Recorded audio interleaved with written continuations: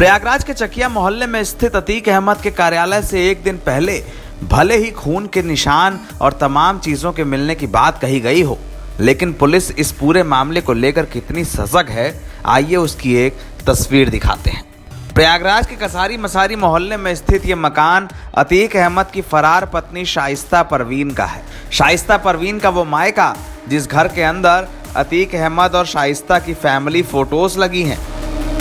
घर के बाहर एक नंगी तलवार पड़ी है, घर का दरवाजा खुला है, लेकिन इस घर पर आज तक न पुलिस की निगरानी हुई है न किसी प्रशासनिक अधिकारी। आलम यह है कि घर के अंदर तमाम सामान के मौजूद होने के बावजूद इस घर पर किसी का भी आना जाना हो जा रहा है। घर के अंदर कोई भी घुसता है, कोई भी निकल आता है। घर के अंदर की तस्वीरें सामने आती हैं। तमाम मीडिया के लोग बिना किसी अनुमति के घर के अंदर घुस जाते हैं और निकल आते हैं। ऐसा ही हाल मोहल्ले के लोगों के बीच भी है। मोहल्ले के तमाम लोग ये कहते हैं कि इस घर पर पुलिस की कोई निगरानी नहीं है। शायद इसीलिए इस घर को लेकर तमाम लोग आशंकित भी रहते हैं कि यहाँ कोई अनहोनी ना हो। प्रयागराज में जिस तरह से अतीक अहमद के दफ्तर के अंदर तमाम खून के निशान और चीज़ें मिलने की बात कही गई हैं, उसे लेकर अब मोहल्ले के लोग आशंकित हैं। लोगों का कहना है कि अतीक अहमद के जिस घर पर जेसीबी चल चुकी है, उस घर में अगर इस तरह की चीज़ें मिलने लगी हैं तो इस पते का क्या, जिस पर पुलिस की कोई निगरानी नहीं है, कोई भी आता जाता है। अगर आने वाले वक्त में इस पते पर भी कोई अनहोनी होगी तो उसका जिम्मेदार कौन होगा।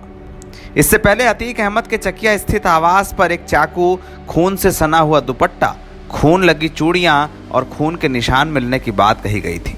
सोमवार को इसकी जानकारी मिलने के बाद पुलिस ने फोरेंसिक विभाग की टीमों को यहां पर भेजकर जांच कराई थी। लेकिन सबसे बड़ी चीज़ ये है कि उस पते पर अब बैरिकेटिंग करके पुलिस तो लगा दी गई है, लेकिन शाइस्ता का मायका अब भी वीरान है, अब भी लावारिस, जिसके अंदर कोई भी आ जा सकता है। पुलिस ने इस पर कोई सुरक्षा इंतजाम नहीं किए हैं। इस मकान के अंदर कोई अनहोनी हो जाए तो शायद पुलिस वाले कुछ मुस्तैद नजर आए।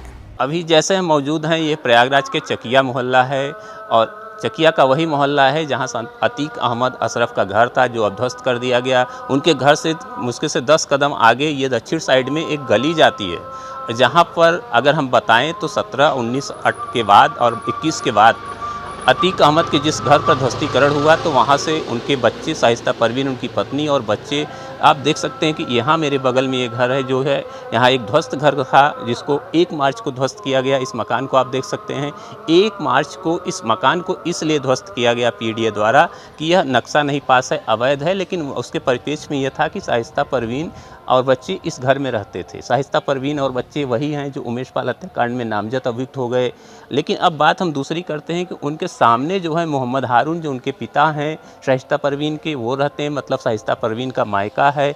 और यहाँ पर अभी 1 हफ्ते पहले ऐसा पुलिस द्वारा बताया गया, इसी मकान को जो आप देख रहे हैं, इस मकान को ये बताया गया कि इन्होंने खुला छोड़कर चले गए। अब सवाल जो है यहाँ पर बहुत उठते थे कि कोई अपना मकान पूरी तरह से खुला छोड़कर क्यों चला जाएगा। और दूसरी सबसे बड़ी बात ये थी कि कोई अगर हॉस्पिटल भी आकस्मिक रूप से भी हटता है तो स्वाभाविक है कि अपने पड़ोसियों को ये बता के जाता है कि यार मेरा मकान देखते रहना, मेरे मकान में ताला बंद कर देना।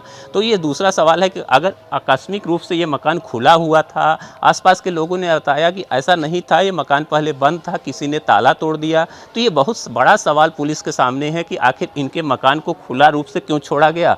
अगर खुला हुआ है तो इनमें सुरक्षा की व्यवस्था क्यों नहीं की गई। जैसे अभी अतीक अहमद के कार्यालय के सामने जैसे कुछ बातें सुनने में आई कि वहाँ पर चाकू मिला, ब्लड के ढाबे मिले, साड़ी मिली और ऐसी चीज़ें कुछ मिली जिसको लेकर पूरा पुलिस विभाग हलकान रहा, पूरा प्रयागराज चौंक गया एक बार से। तो इस तरह की पुलिस की चूक आखिर बार बार क्यों हो रही है कि ये जो ध्वस्त मकान है, इस मकान के सामने उनका मायका है और उनके मायके में ये बड़ा आलीशान मकान जो है, पूरी तरह से सारे साजो सामान इसके अंदर हैं, लेकिन यथास्थिति है और छोड़ के यहाँ से लोग हट गए हैं या कहीं ले गए हैं या पुलिस वालों उनको पकड़ के ले गए हैं, ये बड़ा सवाल है। लेकिन उससे बड़ा सवाल ये है कि इस घर की सुरक्षा की व्यवस्था कौन करेगा, इस घर में जो सामान पड़े हैं उनकी सुरक्षा कौन करेगा।